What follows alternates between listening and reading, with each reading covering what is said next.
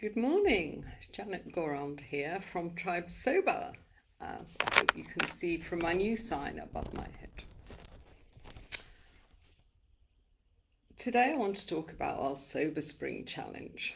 This is the fourth year that we've done our Sober Spring, and we get more and more people signing up each time, more and more success stories.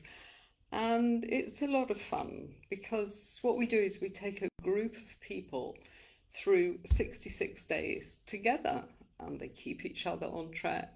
They say, oh, it's day one, it's day two, and if people have a slip up, then the other people will help them back on the bus. We call it our Sober Spring bus, and it departs in September. And Sober Spring challenges do get plenty of support. They get a daily email with tips, tools, motivation. If they like, they can reply to that email. It comes directly to me. They can tell me how they're getting on. They can ask me any questions. I always love to hear from anybody. So they'll get an email, and they'll also get a daily mini podcast. As you probably know, we have a weekly podcast called Tribe Sober, but these are mini podcasts. They last just 5 minutes, and it's just a bite-sized piece of information about sobriety. And we take you through the healing that's going on in your body as you're doing your challenge. And then, of course, you get the community support. So we put everybody on a WhatsApp group, and the chat on there is amazing, and it's pretty constant. It's already started this year's Sober Spring group, even though we're not in September. We say that August is our prep month, so we've got people on there that have done the challenge before, and people on there that have done the challenge and they've actually never drunk again because they felt so great after 66 days. They thought, I don't really need alcohol. So that's pretty amazing. But of course, if you just want to take a break from alcohol with a view to maybe cutting down a bit, then this again is a great thing to do. Just stop for 66 days, and then you'll find it so much easier to reset your drinking patterns and drink within a bottle and a half of wine a week, because that is the low risk limits. Not everybody manages 66 out of 66, but that's okay. We give you a nice tracker, you're marking every day off, and the chances are that you're going to have a lot more alcohol-free days than you would have normally. So even if you only get 50 out of 66, it's still fantastic, and it's doing your health an awful lot of good. Oh, Natasha, thank you for being here. Yes, it looks like the sound is okay. So awesome. So yeah, as Lynette knows, I've set up a little podcast studio for myself now with acoustic panels and a logo. I hope you can see the logo, guys. Anyway, it's up there. The framing's a bit weird because I started reading the comments. Here we go. Yes, you can see it. I must stay on track, and then I'll deal with the comments at the end. Yeah, so where were we? So we have Sober Spring bus, put you all on the bus, give you plenty of support. Now, the next question that people ask me is, why 66? Where did you get that from, Janet? Well, there is science behind it. If you want to Google how long does it take to create a habit, you'll find research there by a scientist in London, a researcher called Philippa Lally. And she did her research, and she discovered that it takes pretty much 66 days, that was the average, to create a new habit. So if you're interested in neuroplasticity and neural pathways, etc., which I certainly am, I think the whole thing is fascinating and so encouraging, because I used to think, oh, when you get older, your brain shrinks and, you forget stuff and you can't do anything anymore. And it's so not true. As long as we exercise and we use our brains, then they'll keep us going. So if you want to know more about neuroplasticity, listen to last week's podcast, number 55, and you'll hear an interview with a a lady who's written a book about brain chemicals, and mainly she focuses on how to stay happy. So it's just a lovely podcast. So, just in a nutshell, neural pathways, when we're young, up to the age of 7, we create our neural pathways. It all depends on the experiences that we're exposed to. And then again at puberty, about the age of 12, 13, we get another set of neural pathways. But the good news is that we can still create new neural pathways as adults. It just takes a lot of work and a lot of repetition. So that's what we're helping you do with the Sober Spring Challenge. We're helping you to lay down a neural pathway.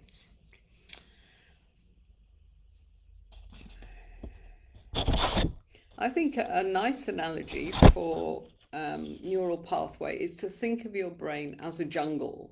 You know, think of huge amounts of vegetation everywhere. And you've got to hack your way through this jungle with a big scythe and a few axes, and you have to build a new pathway. Because if you're a drinker, like I was, then you'll already have a drinking neural pathway. And mine was, I'd been drinking for decades, so my neural pathway for drinking was like a super highway. So it's a default, and it's always there. And I think a great analogy so that we remember that it's always there is to think of it as our mother tongue. I mean, I lived in France for a couple of years, and obviously I spoke French every day, but I could switch to English at the drop of a hat. Obviously, if the phone rang suddenly in English, and my French husband's bilingual, and he switches all the time. So think of your drinking highway as a motorway, as a superhighway, and it's always there. And that's why, as many people have found to their cost, that they, even if you're sober for a year and you think, oh, okay, I feel fantastic, I've nailed this sobriety thing, I'm obviously not an alcoholic, and now I'm more educated about alcohol, and I'm going to drink moderately. I'm going to drink within a bottle and a half of wine a week, which is the low risk limits. And people start that, and 95% of people, if they had been drinking quite heavily before, they can't stick to it. They might stick to it for a month, 2 months, and then they will be back to their previous behavior, because they've slipped back from their new neural pathway back onto that super highway. So that's, a bit about neural pathways, and that's what we're trying to do for you during this 66 days, to help you build a brand new neural pathway. If you're already convinced you want to give this a whirl, then just go to tribesober.com and hit Sober Spring Challenge, and there you've got lots of information and of course a sign up page. Even if you're not in South Africa, where Tribe Sober is based, then you can still sign up. Think of it as a 66-day challenge. It will still build that neural pathway for you. It will probably be a sober autumn challenge rather than a sober spring, but the results will be same. And I'm a Brit living in South Africa. We've got a really international tribe now. So it's great fun, and it's a good way to meet people from all over the world.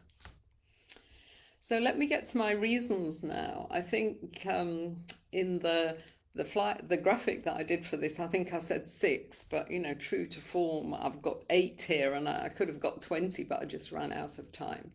So I just want to take you through a few reasons why you should give Sober Spring a whirl. So most of us have white-knuckled our way through dry January, haven't we? I mean, I certainly did. Every year I did a dry January. I literally counted the days. I was white-knuckling. I couldn't wait till February. And come February, I drank twice as much, so it was all a bit of a waste of time. But 66 days is different, 66 days. Well, first of all, after that 30 days, it gets a bit easier. So if I'd kept going into February, I might have had a nice surprise, but it does get easier after the 30 days. And 66 days of sobriety will boost your health, improve your looks, and It will give you a glimpse, just a glimpse of how awesome alcohol-free life could be. And as I said, we've got many people that have done the Sober Spring Challenge and they think, oh, I feel so much better. I think I'm going to keep on with this thing. The usual pattern actually is people will do their 66 days and then they'll think, oh, I'll just keep going for 100 days. And then, oh, I might as well do 6 months now. And that's how it goes on. And that's the best way to do it, because the F word, the forever word, is a bit of a scary one. Number 2, dependence. Test your dependence. Did you know that 20% of social drinkers will become dependent over the years? I mean, it's certainly happened to me. And let's never forget that alcohol is an addictive drug. You know, society doesn't say that very much, but it is. I was one of those 20%. You know, in my 20s, my 30s, I was drinking socially. It was, you know, I went over the top sometimes, had a few blackouts, but it was more or less a social thing for me. But then from my 40s onwards, it became much more about self-medication. I was drinking to relieve my stress, I was drinking to relax, and I was drinking alone. You know, there was nothing social about it. I used to enjoy drinking alone because then I felt I wasn't judged. And yeah, alcohol dependence, it just sneaks up on us. It's very sneaky. And many of us, we don't even realize that we have a problem until we try and cut down. And that's why Sober Spring is so great, because if you sign up for Sober Spring and you fly through your 66 days and it's an absolute breeze and you don't even think about it much, then obviously you've got a very healthy relationship with alcohol. But if you can't do that, if you keep falling off the bus, and if you're watching this and you're thinking, is this woman mad? You know, how could I go 66 days without a drink? Then I would say you definitely need to sign up. Just start the process. Doing a Sober Spring Challenge will increase your awareness, and that is the first step. You need to be aware. Do I have a problem? Okay, I've got a problem. Let me do something about it. It's a fabulous first step. Okay, reason number 3, lose a bit of weight. I mean, most of us would like to drop a couple of kilos as we head towards the summer, especially here in lovely South Africa, where we're in our bikinis soon. 66 alcohol-free days will definitely have an impact on your waistline. I mean, wine has got calories in it, of course. I think it's 660 calories a bottle. But the thing about drinking, I mean, I was certainly like this. You start drinking and then you start snacking, don't you? And you don't really care if the snacks are healthy or not healthy. You're just picking away at it.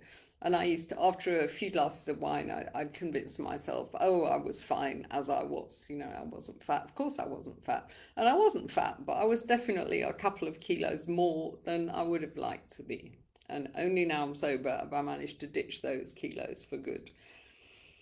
And also, I'll just tell you this as an anecdote, I think that sobriety resets our metabolism sometimes. Because I used to be one of those people that I would just look at a piece of cake and I'd put on weight, you know, but now I can even go for a few days eating absolute crap and weigh myself and nothing happens. You know, it's like it speeds up your metabolism. Because the thing is, alcohol is such a toxin. Your body just wants to get rid of that alcohol as quickly as possible, because, you know, your body cares about keeping you alive. Your body doesn't care if you're, you know, sober or drunk, but it wants to keep you alive. It doesn't care if you're fat or you're thin. Your body has to get that toxin out sharpish and keep you alive.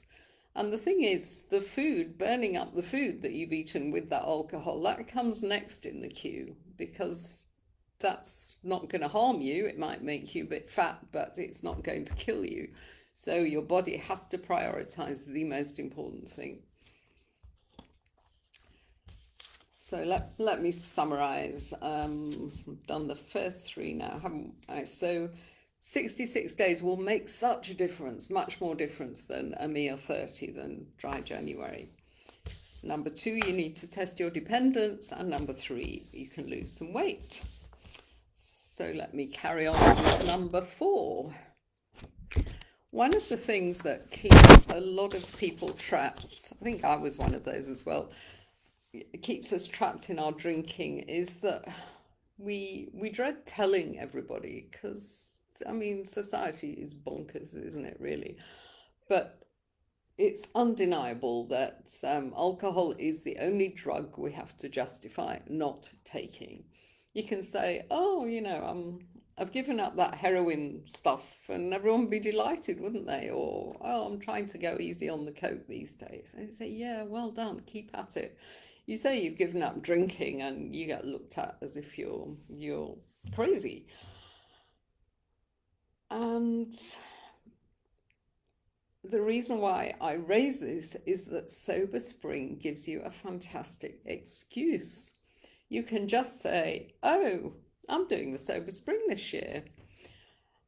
And, at the end of the challenge, if you are one of these people that want to carry on, you can say, I did this Sober Spring thing and I feel so amazing after 66 days without drinking. I'm going to carry on because why would I go back, to drinking toxin every day?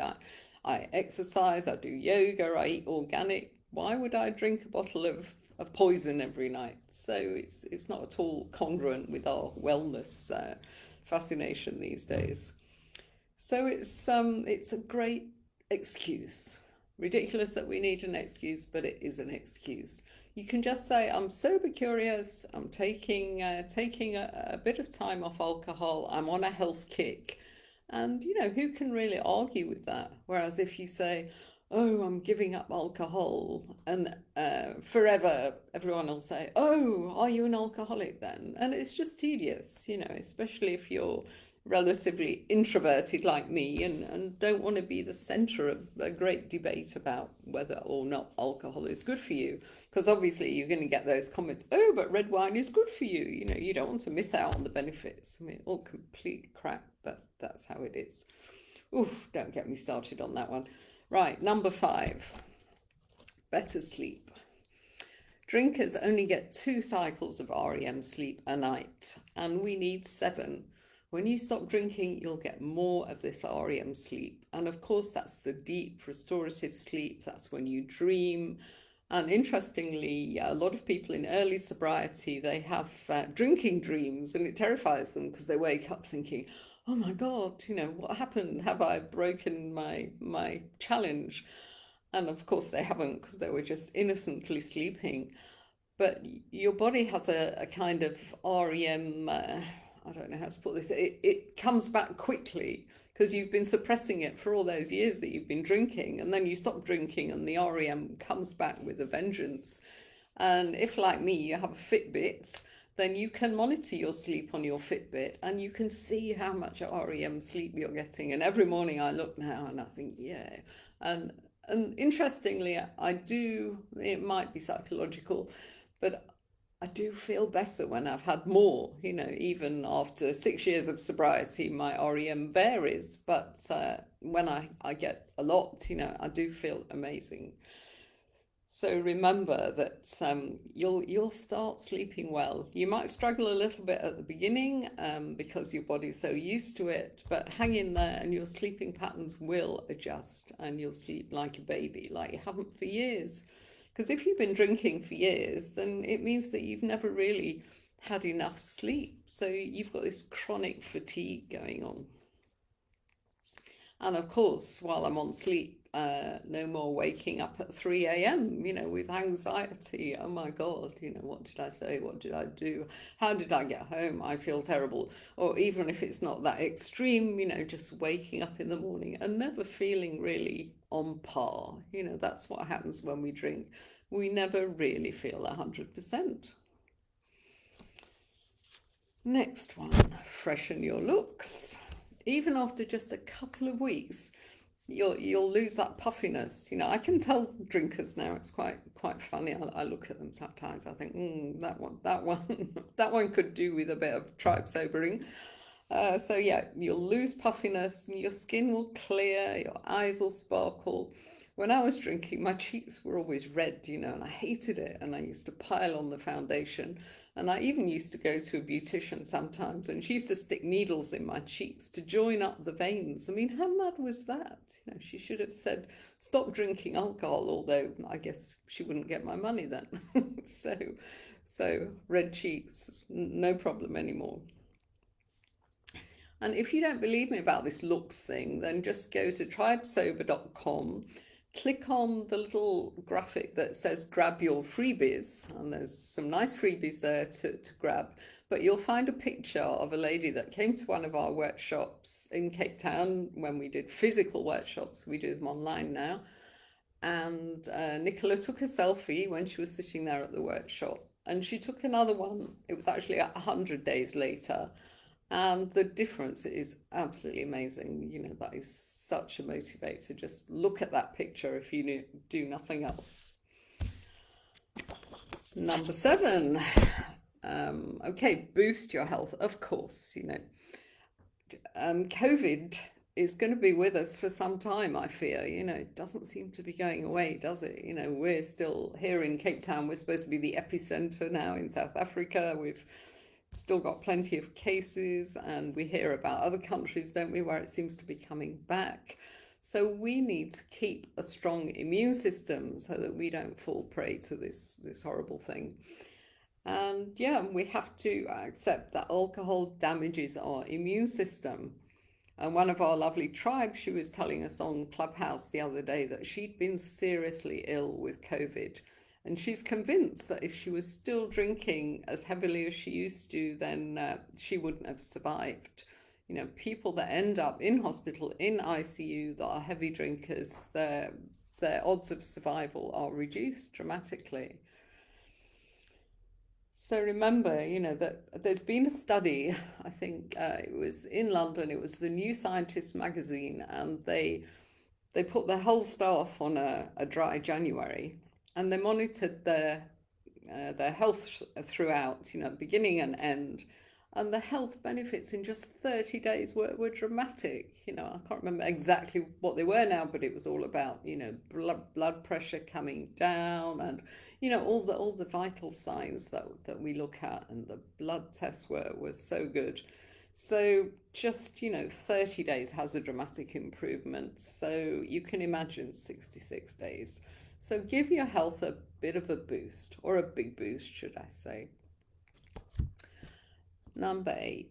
So number 8 is what I like to call the domino effect. I mean, one of my podcast guests in America introduced me to this, and I just love it. So alcohol is a sedative, isn't it? So it saps our motivation to do other stuff. So if you work all day and then come home in the evening and spend the evening sipping wine, then you've got no time, no energy, or no inclination to do other stuff, really. So your world gets very narrow. And if your interests, I always used to say that my interests were socializing, by which, of course, I meant drinking wine with my friends. So 66 days off the booze, what it's going to do for you is it's going to clear your mind, it'll give you creativity, it'll give you energy, and it'll allow you to look at the rest of your life. You'll start thinking, well, now I've got this nice sober stretch under my belt, maybe I need to think about my eating patterns next, or maybe you'll think, I'm so fed up with my job, I'm not going to put up with it anymore. Or you might decide, that your friendship circle is just a bit centered on alcohol, so maybe you'll take a break from them for a while. Or you might, look at your significant other and think, is this the person I'm going to be with forever? People make big decisions, when they get sober, because you get mental clarity and you get motivation to actually do something. So when we say sobriety is life-changing, we're not marketing, we're telling you that from the heart. So I think that's my 8. As I said, I could go on for 20. But let me just summarize before I look at your comments. And I wanted to remind you of that survey that was done recently by The Tempest. And they asked 250 people who were in recovery. They asked them the question, from the moment that you realized, I've got a bit of a problem with alcohol, to the moment when you reached out and did something about it, how long was it? And the average time was 11 years, 11.2 years. And I was stunned when I read that. And then I thought, well, I was stuck in the moderation trap, as I call it, for 10 years. So that is normal. So I just want to say to you that if you're watching this, then you've probably got that nagging voice in your head already, otherwise you wouldn't have watched it, saying, I need to cut down my drinking. I need to do something on my drinking.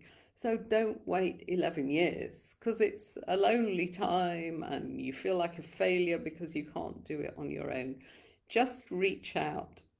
Get a bit sober curious. Do the sober challenge. It's just not so threatening as giving up booze forever. You're just dipping your toe in the sobriety waters, giving it a whirl, and you never know, you might just love it. So that's it from me. Yes, I've been banging on for 25 minutes now. That's quite long enough. Let me look at the comments. So hi, Flick, Natasha, Ross from Spain. Hello, you're doing so well, Ross. Hi, Lynette. There you go, Merlene. Yes, if anybody wants some testimonials on our Sober Spring Challenge, just go through our podcasts. We've released 56 now, and a lot of the early ones say things like how Sober Spring changed my life, and you'll find some great stories there, fun stories. And here's Merlene, who's says, Sober Spring has literally changed my life. I'm forever grateful. Oh, Merlene, thank you. Yes, and we make so many friends. There's this kind of scary bit in early sobriety when you think, oh, I'm going to lose all my friends. I'll never have fun again.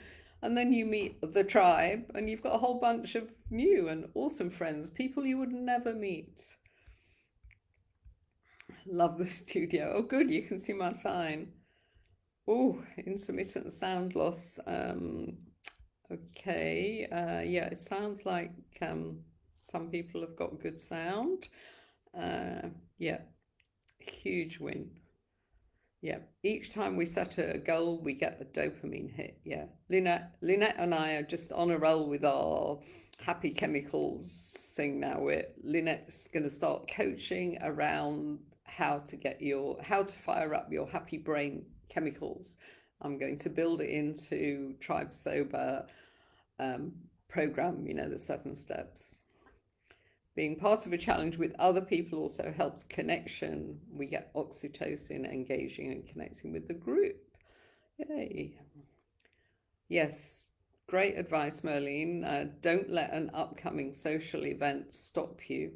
It's a limiting belief. And what's great about being in the group is that someone will say, oh, I've got a wedding on Saturday. How on earth am I going to cope? And we all pile in there with suggestions, and including, well, if you're at the wedding and you're panicking, just get on the group and we'll talk to you while you're there and report back. And it just, it's such motivation to keep going. Flick saying, yeah, better sleep. Yeah. So thank you, Tribe, for being there. And I do hope that some people that aren't in our tribe get to see this. I'm going to leave it up on Facebook, and I'll get some subtitles going. I might give it a little boost, and we'll look forward to having an awesome Sober Spring Challenge 2021. Bye, guys.